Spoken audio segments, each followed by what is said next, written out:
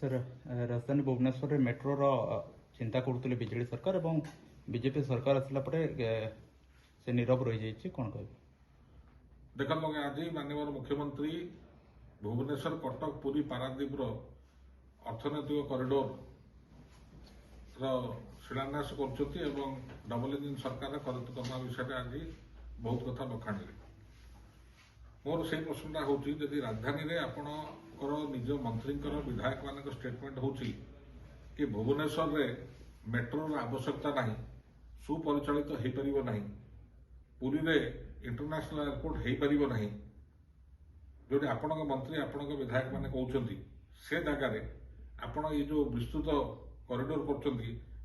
भाव में आपण अर्थनैतिक व्यवस्था को बढ़ेब जो कथा कहते $5 बिलियन पर्यटन आप नहीं बोले आज उक्ति रखिले तो तार तो मुख्य धारा हम आपंकर एयर फ्रेट बा एयर कॉरिडोर बा आपंकर रेलवे लिंक बा आपंकर मेट्रो लिंक जोटा कि urban area Bhubaneswar capital region हवा कथा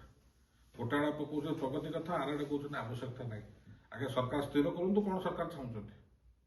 ना यहाँ केवल गणमाध्यम ओडिशा लोक गोटे भेलिकी देखा छड़ा किसी नुहे।